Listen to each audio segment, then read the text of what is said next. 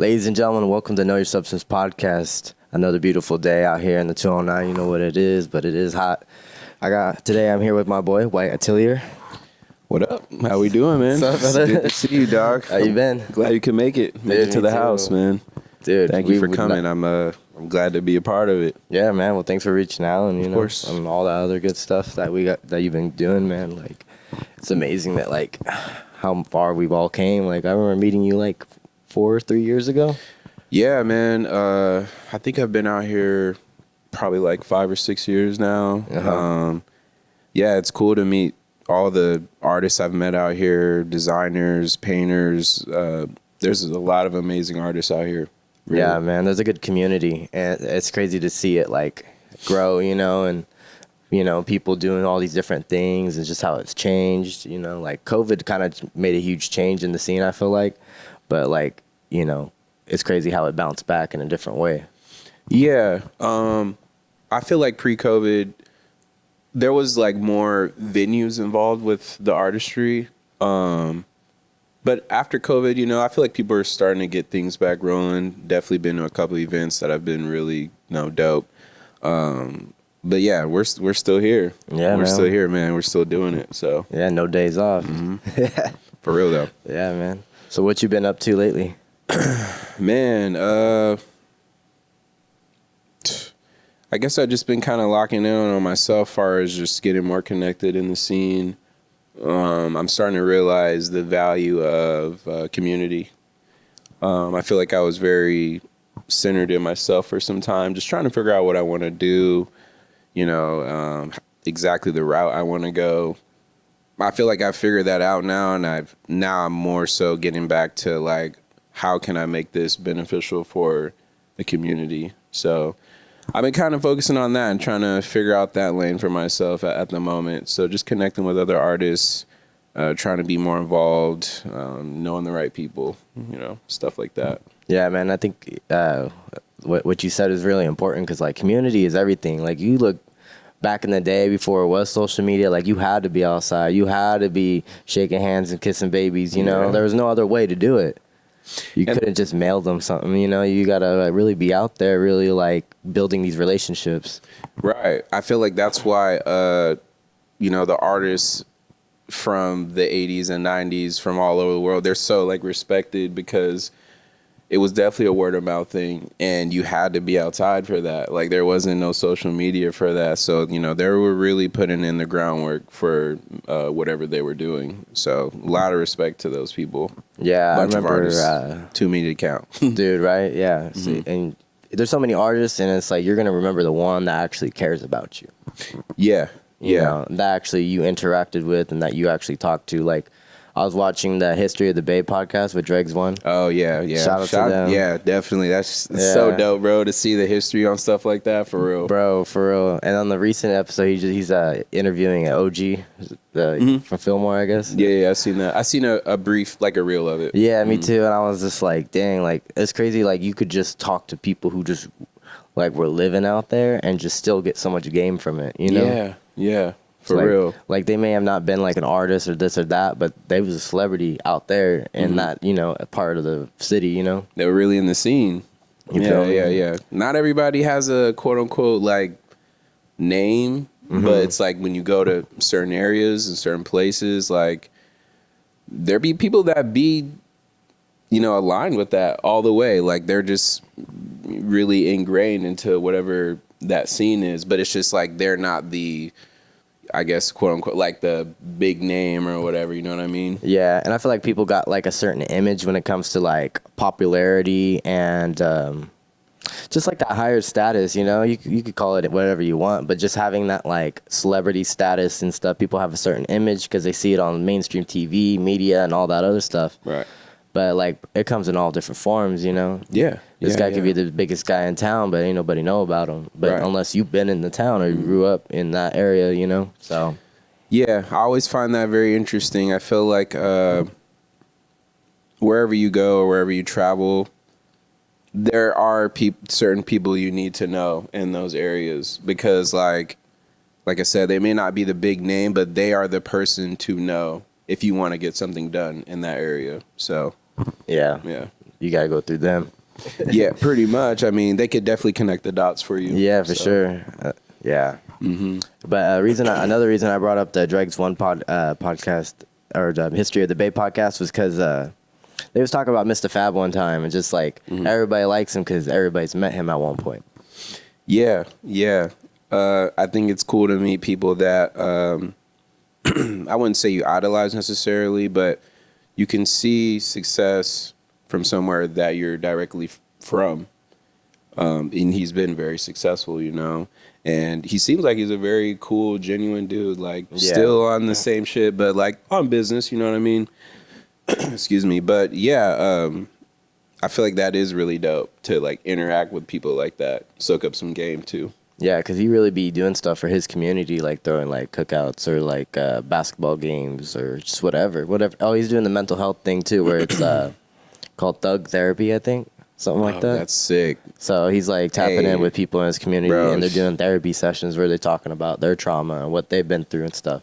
Bro, shout out to him for that, for real, because, man, I feel like there's so much untalked about, like, trauma within a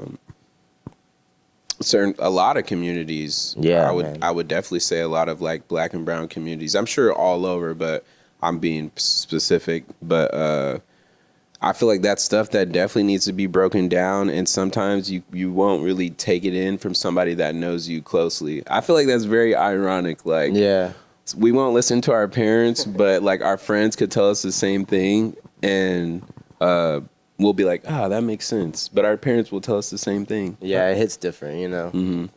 Especially it hits different when it comes from people that you can relate more to. Yeah, especially like not say you can't relate with your parents, but like on a level of like how we grew up is going to be different from how our parents are, you know, so it's like automatically going to be different, you know. Right. So yeah, when you get from your peers or your friends and it's on some genuine stuff and not misleading, like it hits different. Yeah. I'm definitely one of those people that has definitely learned the hard way, for sure. I always kind of go that route, unfortunately, but I feel like in my latter years, not like I'm super old, but I've learned from my mistakes and kind of carry myself a different way, for sure. Just a little bit more recluse and not as volatile. Dude, I used to be a wild teenager, for sure. Yeah, man. Crazy shit. Shout out to the teenage years. What about you? Were you pretty like I don't know, more like volatile or like, I don't know, just kind of wilding out? I mean, teenagers. I was outside. Yeah, for sure. I was just outside, man. I was doing kind of whatever. Yeah, bro. I partied a lot in high school, and it just was like, not just for like the party aspect and getting faded, but it was more like just like I wanted to be with people. I was social, you know. Yeah. And I grew up being, for the most part, introvert, and I'm still kind of I still kind of am an introvert. But at the same time, like, I had such a love for, like, the music and just the vibe and culture of being at a house party. Right. You know? Man. Especially in Modesto, like, there's not much else to do. So that was, like, the most closest thing you could do to, like, experiencing the music, you know, like, what's going on, you know? And so I was just more addicted to that stuff. So I was going out, like, every weekend from, like, the end of my sophomore year to, like, so valid. Now. No, so valid, bro. Yeah. Man, bring back the house parties for real. Dude, yeah. They just have a certain vibe. I feel like the one album I remember from like just growing up in high school, what was that YG album? The black and white cover. Is it Mike Crazy Life? Yeah. Yeah. Bro, that album used to get bumped so much, bro, during like high school parties and shit. Shook up the summer. Yeah, that shit was like core memory for me. Yeah, man, I remember I think I just graduated, or not graduated. I don't know how old I was. I think I was 16, 15, 16, and YG came to the Stanislaus, not at the county fair, but like they did a show at the county fair, like fairgrounds in Turlock. And man, that was the most wildest concert I've ever been to. Damn. And that was actually probably my first concert, really. I mean, YG came and performed that whole album. Whole album. Yeah, with the older stuff too. And this is like 2014. Fire. Oh, that's fire. Did you ever get to go to Rock the Bells? No. Oh, man. That was so far. That was a really great festival. They always had really great artists. It's probably like one of my favorite festivals I've Really? been to. I feel I got to see like Dom Kennedy. I was supposed to see Chief Keef, but he got arrested. Shout out to Keef. I seen Hobson. Oh, Hobson. Very random. Currency. crazy. Earl Sweatshirt. Like, I don't know. Their selection at the time was really nice. I feel like music from like What year was this? Rock the Bells is like 2012. Oh, that's when everything was fresh. Yeah, I feel like music like 2011 to 2014 was like so good, bro. Like every artist was bringing something crazy different. Yeah. Mm-hmm. Yeah, that's wild. Yeah, it's crazy to look back how music has changed so much. Like, I mean, even like you got the early 2000s vibes, you get the late 2000s vibes. Yeah. But then you have like this period from like '08 to like 2012 where like it was just different. Yeah. Like in between that transition of that decade, those 2 decades, like there was a lot of wild stuff. Yeah, the Wiz era, man.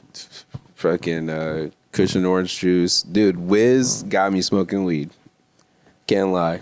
Wiz How got could me you not? yeah. Wiz got me smoking weed for sure. If he didn't, then he got you drinking orange juice. For real. No, for real though. Yeah, Wiz, Tyler. I feel like, man, Tyler had a crazy cultural shift. Like, No, nothing was the same since Golf or Wolfgang came out. bro, eating the cockroaches and then like fake hanging himself. I don't know if I could say that on here, but Nah, that's fine. that video was just something I'd never seen before. Like, that shit was wild. Yeah. It was dope though. It was dope. Yeah, I remember being a kid seeing it. I'm just like, what? Yeah, I thought it was cool because it was fresh. Like it was, it was hip hop, but the elements of it was very like metal, punky, Yeah. like, you know, that type of vibe, which was really dope. Yeah, it was just crazy. Like you had Wolfgang, then you had Taylor Gang, and like they never even like beefed it, but everyone was beefing it for them. Like, do you remember that? It was like Taylor Gang versus Wolfgang.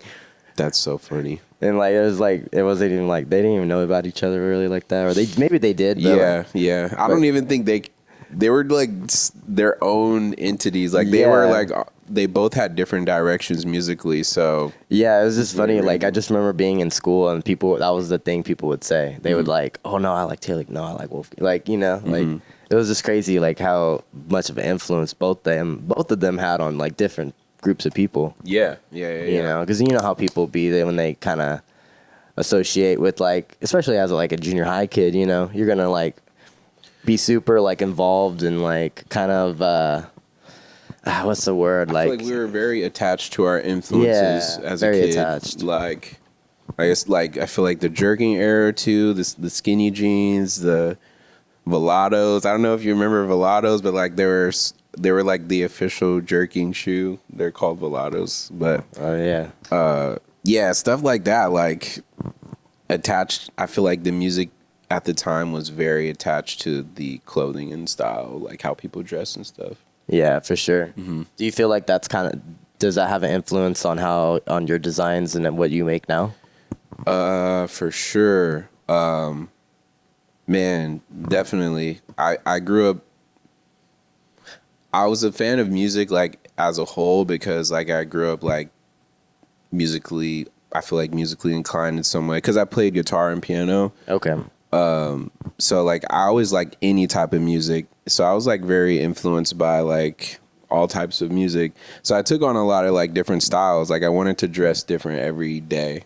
Like one day I wanted to be like rock star punk, like Metallica, Kirk Hammett type. Yeah. And then the next day I wanted to be like 50 Cent, Lloyd Banks, you know, like G Unit type shit. So I feel like I was like all over the place with that, but it has definitely like influenced my way of like the way I dress and the way I design too. Yeah, for sure. Yeah, style is super unique, especially in the early 2000s. Like everything was super baggy and stuff, and then skinny jeans came. It was like the complete opposite. I mean, fashion definitely does have its cycle. Yeah, I feel like it is going to get back to that era of like the skinny jean era. Yeah. Even though I feel like down south they already kind of do that. Like I feel like the South has always been, they just fuck with the skinny jean look. Like Chicago and then like the South, they still do the skinny jean shit. Yeah. But I feel like around the world overall, yeah, the baggy look is kind of in right now for sure. Yeah, I know. Yeah, that's true. I noticed that too, especially like with the oversized T-shirts and the baggy jeans or the corduroy jeans. Yeah. Or maybe just in hot places because when it's hot. It's now, like, true, very a true. little bit more airflow going through. I feel like though now it's very hard to have your own style because I mean we're just so influenced by like the internet and things like that, which is not necessarily nothing wrong with that, but it's kind of hard to identify somebody because you're like, okay, this person looks like this way, but like when you talk to them, they're not that at all. And I feel like that was probably something that was very like prominent in like pre-internet, where like if you've seen somebody dressing like real punk or like real rock, they usually were that, you know what I mean? But now it's very like you can dress kind of whatever, but you can be something completely different personality wise. Yeah, so you're saying kind of like how like the styles were attached to like a certain type of music or scene, Right? but now it's like everybody kind of pick and chooses like, oh, I like this style with that style, and they kind of piece it together. Yeah, man, it's just kind of crazy. Like I remember going to like a Mac DeMarco concert and just seeing everybody kind of dressed like Mac DeMarco, and I was kind of like, yeah, like I was just like, oh wow, But like then you get just outside or just meet over the years, like you just see people like take that style with like the skater style. Well, I guess it's kind of skater style, but you know what I mean. Just all these different things or like the hip hop style with that kind of like hipster look style. Yeah. And like I said, it's nothing wrong with it. It feels like a double-edged sword, because like it's dope that now we can dress however we want to dress, and you have to address me to know me. You can't just look at me and judge me. Yeah. But at the same time, now it's just like, I don't know. I feel like clothing and style is such an identity in a way. Like it really, like the way that you dress is really you. I mean, that's how it feels for me. Yeah, no, for sure. I think so too. Like as I've gotten older, I've gotten more like open, like to changing my style up and stuff. Because I'm just like, because I'm kind of like a clothes hoarder. Like I'll just hold on to clothes just because. Oh man, I have clothes that don't fit me, bro. Yeah, like legitly. So it's like I don't even wear it, but I hold on to it, and I'm just like, man, I just see how much my style's changed over the years, and. Yeah, it's fun. It's fun, like just buying a bunch of like new clothes and stuff, and like kind of switching things up, having outfits and stuff. Because I used to just throw whatever on, but like as I've kind of like, well, nah, let's do it like this because it's just more creative and more fun for me, Right. I will say like I have a lot of clothes, but oddly I feel like very minimal at the same time. Like I guess more so with like shoes. Like I feel like I only need like 5 or 6 pairs of I need a good shoe. So maybe like I feel like I always need a pair of Jordans. Like whether I think I have like a pair of 1s and some 3s, and then like a good boot, like a military boot or something like that, and then a nice dress shoe, and then I guess like all my other shoes are like miscellaneous, like a skate. Like I skate still, so. I have Vans or some shit like that, and then they're always like universal colors, like a black, brown, olive. I don't really have any white shoes, but yeah, just things that can kind of go with anything, huh? Right. Yeah, I feel you. Mm-hmm. Yeah, like I used to always like I just barely started really buying like shoes and stuff, kind of like Nikes and just like nicer shoes, more expensive shoes, because I'd always just buy one pair for the year and then just kind of like run it through. Run it through the dirt. And I feel you. I feel like especially in, I guess entrepreneurial life, like I used to spend a lot of money on clothes, but now like all my money goes back into like what I'm doing. So now I'm really just like, okay, I'm honestly need the cheapest t-shirt because I don't really care about like that. Like I prefer thrifting over anything.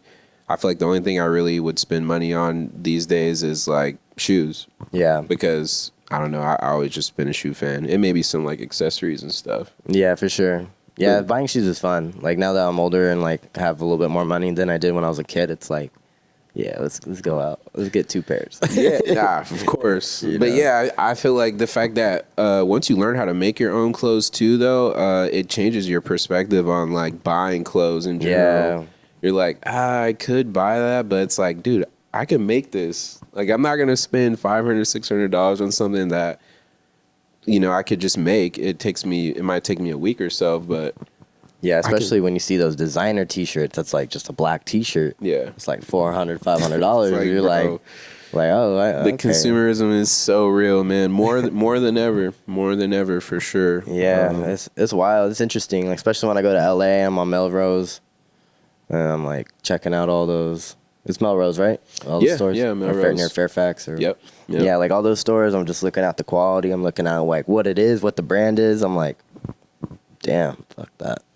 No, for real. I think this is something that like I've been like thinking about doing too. Far as I'm not too sure how I'm gonna go about it, but I've always wanted to discuss product versus history, and like, you know, explaining to people why you would buy a product and like the history behind it. Because I feel like that is what is missing in a lot of brands personally. That like there's like no history behind the brand, so it's like, what am I really buying? I mean, if it's a good product and it's good quality, then, you know, that makes sense. But if it's not good quality and you're still trying to sell it to me and there's like no history behind it, or like, you know, I guess in all reality and like being realistic, I feel like what sells clothes is it being on celebs and, you know, Yeah, the market, influence. the influence and stuff like that. But if there's nothing like that behind it, it's like, why are you trying to tax me so much on this? Like, honestly. But I don't know. Yeah, I don't know. I kind of rambled on that, but yeah, I definitely want to talk about product and history. Yeah, for sure. Yeah, one of these days, I'll get it together. No, something yeah. like that. It'd be a cool little idea too. I was just saying that briefly, but I mean, I feel like that's why people buy Louis Vuitton, buy Chrome Heart. Like, it's the skill and the craftsmanship, but it's also very much so the history. Yeah, Yeah. what it stands for, and I saw a little video on Amiri, and I was like, oh, that's an interesting story, you know, like how he started just like with pants, or I think it was pants, and then he just grew into like all these different things. And once you learn the story behind these designer brands, it does add a lot more value to it, you know. Right. You know. Yeah, I feel like if that's something that I would like want to reiterate to people that like want to shop with me, like, the product is good, and, you know, I feel like I've had a good clientele of people, and the history. Yeah. Like, even though I've never really talked about the history of like how I became like where I am, which would probably be something good to talk about one day, maybe here today. But yeah, for sure. yeah, just the history, man. It's been a crazy ass journey. Yeah, well, you got to think about like shit like 100 years ago, you know, like who did everybody get their clothes from? A tailor. Yeah, You know, and if this tailor just happened to be legit and he was lit, like, and people loved his suits and whatever he was making, like, boom, you know, that brings success because of clientele, you know. So it's kind of like the same thing, you know. It's just a different style, different era, different influence, different, you know, everything. It's just completely different. But in the essence, you know, you're hand making your own clothes. right. You're making your own ideas. Like, it's not like you're just doing like, you know, like a screen print for all of them. It's always different, you know. Right. You know, I'm sure you have stuff that is the same, you know, but like, I don't know. I feel like your style is like, you got so many different options. Yeah, I feel like that is a blessing and a curse in a way. I feel like I have so many ideas that like branch off that have no correlation to each other sometimes. Like, yeah, I love to do hats and like, you know, design hats. That's very fun. But I'm also like lately I've been into like post-apocalyptic, like end of the world, like grungy type look. It's a good time for it. Yeah, I mean, maybe that's what it is subconsciously for me. Like, I feel like we're at a time in the world where things are just getting out of control, bro. Like, for real, for real. Yeah, I feel like what's going on in the world at this point. I mean, a lot of it's been happening for years, but it's like also we're in a different time and age where technology's at its peak, and it's only getting crazier, especially with AI, like being a huge, evolving very quickly. Like there's a lot of change happening, and at 10 years from now, I don't even think the world will look the same. Yeah. I feel like even as of people, we are more. I feel like the love is kind of it's more and more getting lost. Like, we are feeling like it's harder to go out of our way, which it is. I mean, due to the cost of things and how hard it is to like survive, like we can't help other people. And, well, actually, let me take that back. We can help other people, but we have to do it in unity. And that's the hard thing to do. Like, to get a lot of people on board in pushing one cause. You know what I mean?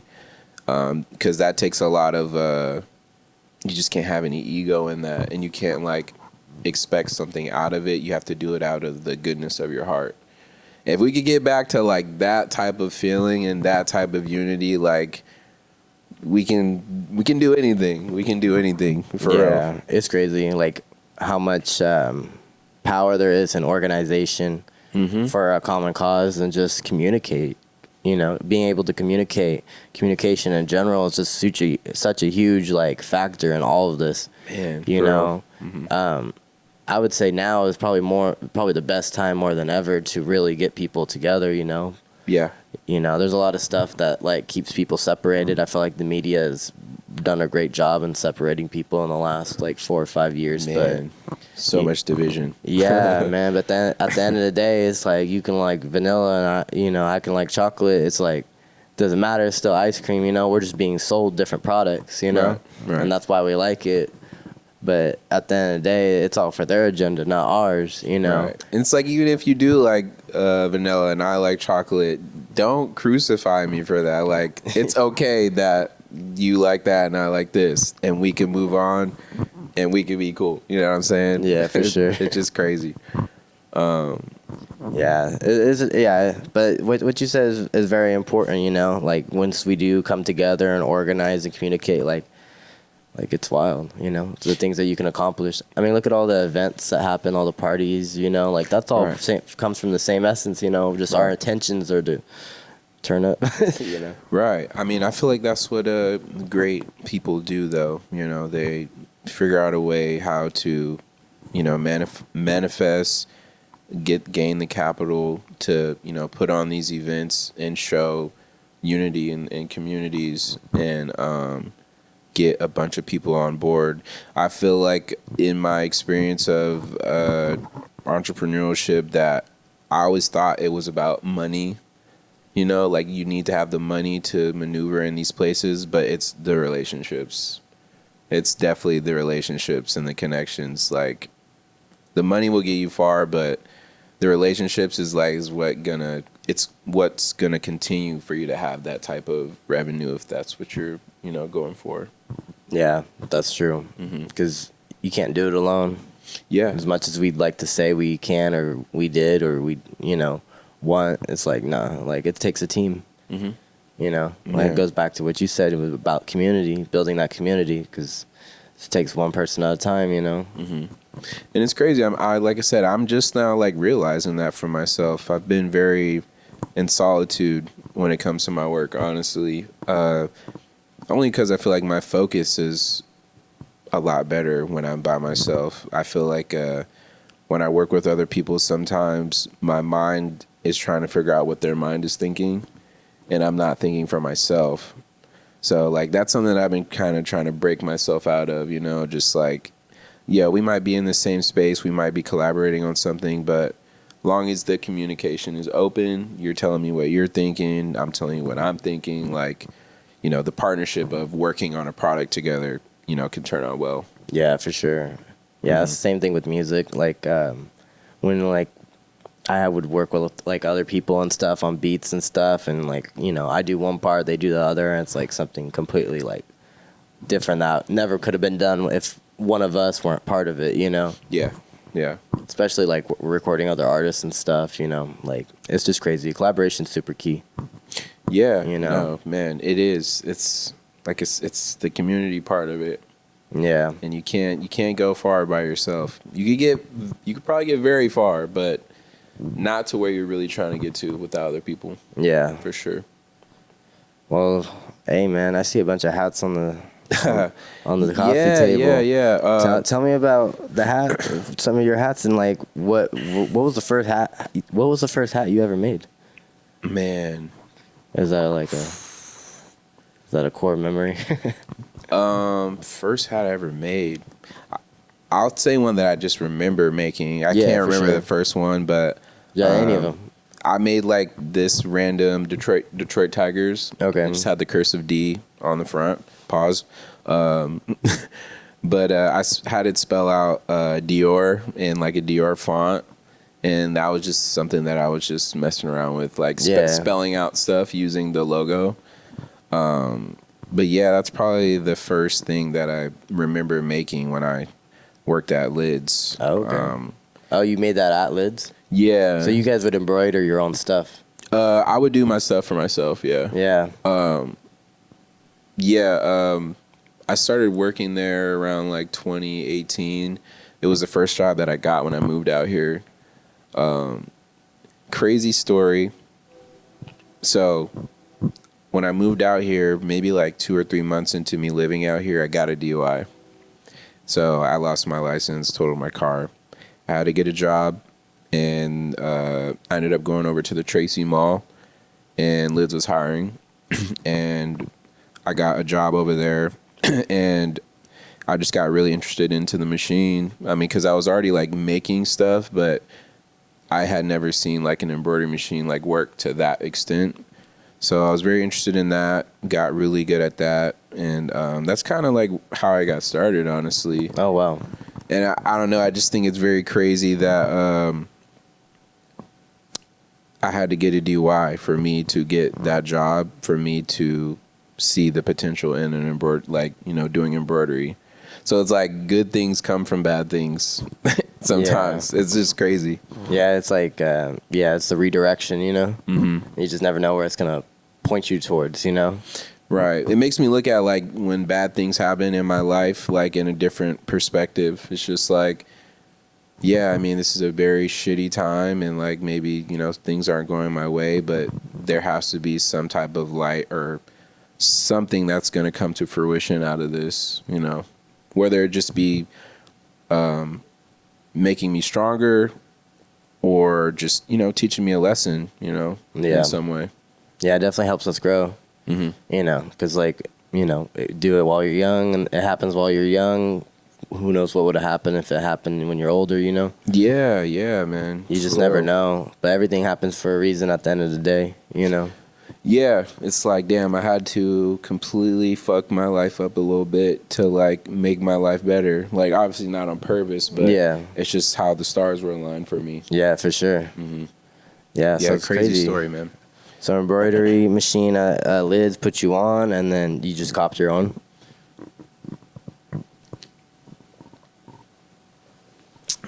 Yeah, so shout out my mom. My mom helped me on that too. Definitely, man. Moms, separate side note, moms are goated. Shout out moms, single moms, married moms. Shout out moms. Shout out to moms. But yeah, my mom helped me on that for sure. And it was during the time of COVID. So, we were getting like EDD money. A little bit of that helped too. Shout out to EDD. Yeah, for real. That COVID EDD. So, yeah, just put that money together and caught my machine and got things rolling. Because previous to that, like I was like making some like different ideas and stuff from the store, and I would post them on my page. And this was when my brand was called Lost Cause before it was White Atelier. Okay. And people were extremely receptive to it, and they really, really liked it. And I feel like at the time it was just something that not a lot of people were doing. I feel like hats are very like, now it's like a thing. Like everybody's doing embroidered hats, which is really, really dope.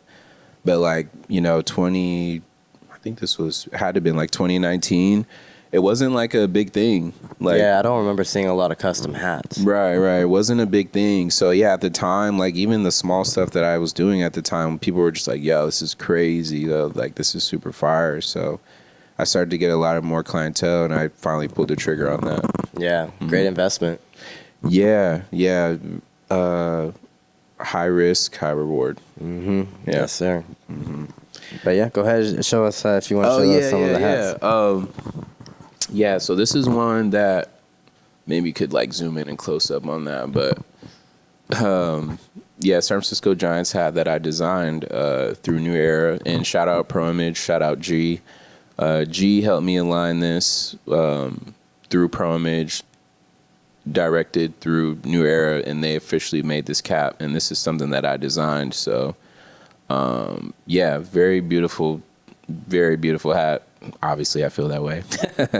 I just added my own personal like look in the back, so there's some leather on the back in there as well, but has like black corduroy top, navy UV, and then yeah, this classic like baseball Batterman Giants logo. That was really sick. Yeah, it looks clean. Yeah, I'll definitely zoom in on that. Yeah, I like the corduroy part too. The corduroy is clean. Yeah, I brought a few hats over here. This is so this is one of my designs, but along with my homie, his name's Dave. Shout out Planting Seeds. We have been working on a couple pieces together, and this is one of them. He does like freehand stitch, like he does a lot of things, but he did the freehand stitching on here with the glitter. Like he is so insane. You guys should definitely check him out, Planting Seeds. Yeah, I brought a few things, but I mean, I guess we could get into it. Yeah, go ahead. Yeah, go ahead, man. Yeah, this one's really dope too. This is like a Virgil Abloh tribute that I made for myself. I think I made maybe 4 or 5 of these. Yeah, I think I got one of them with the it's like the A's, or no, the Atlanta Braves one. Is it the upside, or is it the A's? No, it's the A's. I know which one you're talking about. Yeah, that one's really with the horns. Yeah. We'll have to get like a photo somewhere, like right here for that. But the homie 2J's Kicks has one of these too. He's a really, really dope guy, doing great things too. But yeah, just some custom leather in the back on that too as well, and some like nails. Where'd you get the nails idea from? Or is it just something you thought of? The nails idea came from, I think I don't forget where I was. I just seen like construction buildings. Excuse me. I seen construction buildings, and I seen like, man, how would you, like, the way that it's structured, like how it has like the beams and they're all like crossed. Yeah, like like an unfinished. Yeah, like unfinished. And I thought that was really, really dope. And before, there was like a bunch of like string on there to like mimic construction like sites. But yeah, that's initially where I got that from. Just industrial looks. Yeah, no, for sure. That's like some unbuilt stuff. Yeah, I wore one of the hat I wore it to school for Crazy Hat Day. What did they say? The principal looked at me. He's like, this is crazy. Yeah. All the kids loved it. They're like, dude, what? Why has it got screws? Yeah, because I said just do. It's Crazy Hat Day. Yeah, man. That's hella dope, though. Honestly, I feel like pushing the boundaries. I'm always trying to push the boundaries with the hats, whether it's like something like this too, which is like feels very like bridal in a way, but like babushka style. You could tie it under your chin, but yeah, just pushing boundaries with the hats. That's all I really be trying to do. I feel like I get bored very easily. Like I'm like one of those people that like once I finish something, I enjoy it for like maybe an hour or so. But I feel like I'm like, okay, that's done. So time to move on. Next, yeah. What's next? Yeah, that's cool though. That's a good trait to have though, because that pushing the boundaries and testing yourself. Yeah. I feel like that also is a blessing and a curse, because as an artist, like it makes you continue to, work hard. always be thinking out of the box, not being satisfied. But at the same time, it's like you don't really appreciate your work. And I feel like you need to have some type of certain appreciation. And unfortunately, I feel like for most artists, I guess I could just speak for myself, that validation from others, like as much as we say we don't want validation from people, like we do. Like we want other people to be like, yo, that's dope, or like, yo, I hella mess with that. Or we want our like favorite artists or people that we idolize to say, yo, your stuff's really dope. And I feel like, you know, sometimes that is the case. I can admit for myself. Yeah. Yeah. Like I could say the same for myself. Like, you know, the validation is always like, you know, it's a cool feeling, you know. It's a cool feeling to have people appreciate your art, ask questions about it, and, you know, and then it gives you an opportunity to really, you know, explain more in depth. It's something that they may have not even realized that you put into that, you know. Right. But I think the best art also happens when you don't make it for anybody but yourself. Yes. So, yeah, because like Rick Rubin, who's a famous producer, he talked about that. It's like making music that you enjoy is the most important thing. If anybody else likes it, that's just a bonus. Right. You know? Very true. But a lot of people, you know, kind of get into things for the wrong reason. Like, oh, I'm going to get famous. I'm going to get money. I'm going to do this. And then it's like they're chasing that. But at the same time, it's like they're not appreciating the art form itself, you know, and they're trying to pimp it out. But it's like, no, you got to enjoy it and love what you do, you know? Right. I think that's why solitude is so valuable, because I feel like spending a lot of time alone, you don't get a lot of outside voices. The only opinion that matters is yours, you know, when you spend a lot of time alone, because you're not conversing with other people. Yeah. And it's funny how subconsciously, like, someone can say the slightest thing to you and it will change your opinion on something that you thought you felt very strongly about. You know what I mean? So, yeah, I feel like I'm super big on, like, solitude and, like, taking a lot of time for yourself, spending a lot of time alone. I know I keep saying, like, it's a blessing and a curse, but realistically, everything has its pros and cons, you know? Yeah. There's pros to that, and there's cons to, like, spending a lot of time alone. I feel like you get used to it, and it makes it hard to go out into the world and converse with others at times, because you're used to just hearing yourself. So when you get, like, a lot of, like, voices, or, like, a lot of, like, you know, you get in loud spaces, you're like, whoa, this is It can be overstimulating. Yeah, it's a lot for me. I was in the club not too long ago, and, like, I was like, I need to go outside. Yeah. You know, like, it's, I don't know. As I get older, I kind of find myself doing that, you know, just like, because a lot of it's, you know, I've been here before, you know. I mean, you know, but, like, at the same time, it's like, I got to have my space. I got to have my moment, you know. Right. Not get overwhelmed. Especially as a DJ. Like, when I'm DJing and stuff, like, dude, there's so much going on. People are, you know, because I'm trying to, you know, be present for the music, but be present, for, you know. For other people. Yeah. I feel like being DJ is very, the work to DJ, like, the music is easy, like, once you understand it. But it's like, when you add the outside factors, like, you got to be a very social person. Like, some people have to, like you. Like, you know what I mean? Like, you have to be very, like, I don't know. Like, you gotta look like you're fun. Like, literally. Yeah, you have to can't look like, oh, this guy didn't sleep today. You know, right, or right. didn't sleep last night. You know, you gotta be 100%. Like, it's like kind of like being a teacher. You know, like, you don't want to show up as a teacher to a classroom and look like shit. you know? Yeah, and exactly. just be hella like not present. You know, you want to be present. So it's like, it's a tough lifestyle being a DJ to, like, keep up with. But that's why it's important to be healthy, you know, take the time, take those moments and stuff, you know. That's why I don't really, like, I like to go out and show support and stuff, but sometimes it's like I can't, you know, because when I go out there, like, I want it to feel like I haven't been out in years. Right. You know? Right. Like, I want to, like, you hear the same music all the time, you don't really want to play it, you know. But, you know, you don't go out for a while, you're like, man, I'm ready to play this. This is going to be lit, you know. Right. And I think it adds value to your presence.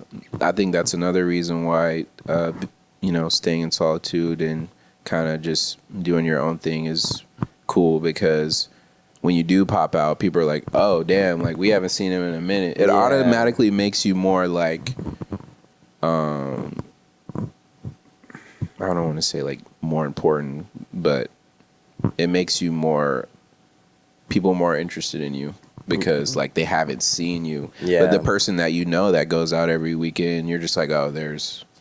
No, that makes sense. Like, oh, he's like, wait, are we back at it? Right. But I can expect to see them. If I don't pop out for a while, it makes me appreciate, everybody a little bit more. Right.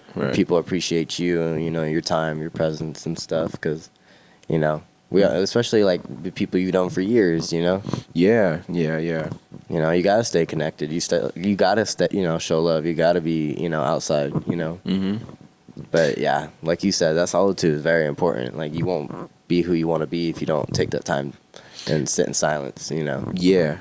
Shout out to DJs all through the 209, and I'm trying to think. Adrian, Pete, you. Shout out you. Thanks. The homies up in SAC, for the Allure. They have a great organization up there. Crazy dope DJs. Yeah, man. SAC's got a lot of good stuff going on. Yeah. A lot of fun stuff. Yeah, man. They're really, that For the Allure organization is really, really dope, man. It's just cool to see like a team that you can tell like they're all for each other. I feel like that's very rare now. Like I said, I feel like unity is very hard to find with people. And yeah, man, they really do it. They really do it. It's really cool to see.